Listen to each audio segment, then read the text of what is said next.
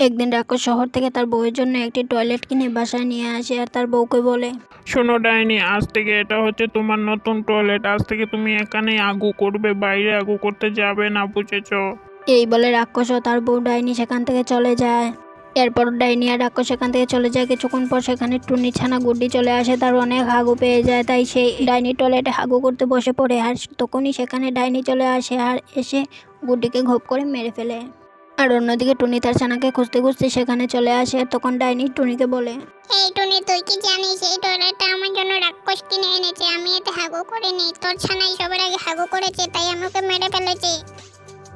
নদীর ধারে একটি টাইম বম পড়েছিল আর সেখানে গুড্ডি জল খেতে আসে আর বলে, আরে বাহ, এই খেলনাটা দেখতে বেশ সুন্দর। এটা আমি আমার বাসায় নিয়ে যাব, কারণ আমার মায়ের কাছে তো এত টাকা নেই যে আমার মা আমাকে খেলনা কিনে দেবে। এটা বরং আমি নিয়ে যাব আমার সঙ্গে করে। যেই ভাবনা সেই কাজ। গুড্ডি তো বুঝতেই পারেনি সেটা ছিল টাইম বম। গুড্ডি সেটা নিয়ে বাসায় চলে যায়, ঘরের ভিতরে রেখে বন্ধুদের সঙ্গে খেলতে চলে যায়। গুড্ডি চলে যাওয়ার কিছুক্ষণ পর টুনি বাসায় ফিরে আসলো আর ঘরের ভিতরে যেই না টুনি ঢুকলো সেই বমটা ব্লাস্ট হয়ে গেল আর টুনি সেখানে মারা যায়।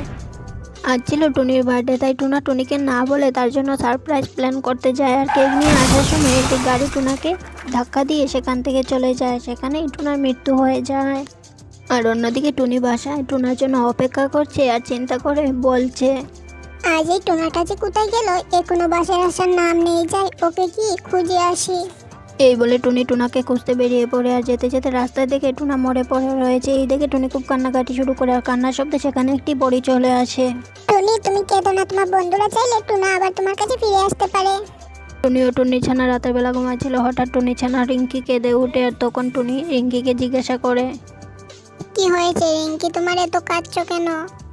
তারপর রিঙ্কি বলে, জানো মা, আমার না বড্ড দাঁত ব্যথা করছে, আমি একদম ঘুমাতে পারছি না।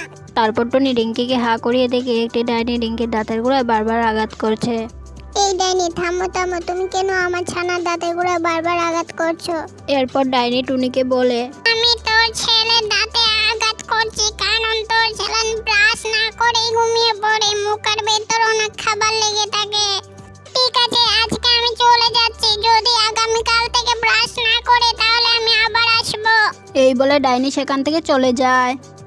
এই টুনি, তুই ভালো চাস তো এখান থেকে চলে যা। আজ কদিন থেকে দেখছি তুই আমার বাসাটাকে একদম নোংরা করে দিচ্ছিস, না হলে যখনই তুই ডিম দিবি তখনই আমি তোর ডিমগুলো খেয়ে ফেলবো। এই বলে ডাইনি সেখান থেকে চলে যায়। এরপর টুনিও খাবারের সন্ধানে চলে যায়। কিছুক্ষণ পর টুনি খাবার খেয়ে বাসায় ফিরে আসে আর এইদিকে তার ডিম দেওয়ারও সময় হয়েছিল। টুনি তার বাসাতে 3টে ডিম দিয়েছিল। তখন টুনি চিন্তা করলো, আমি যদি এখান থেকে না যাই তাহলে ডাইনি মাসি এসে আমার ডিমগুলো দেখতে পেয়ে খেয়ে ফেলবে। আমি বরং এখান থেকে চলে যাই।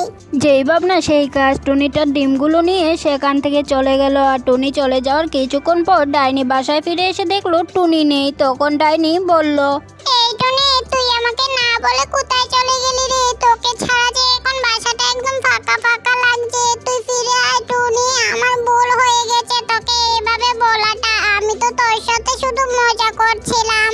এই যে তোমাদেরকে বলছি, যদি টুনিকে তোমরা দেখতে পাও তাহলে আমার কাছে ফিরিয়ে দিও। আর হ্যাঁ, ভিডিওটি লাইক করে চ্যানেলটি সাবস্ক্রাইব করে দিও।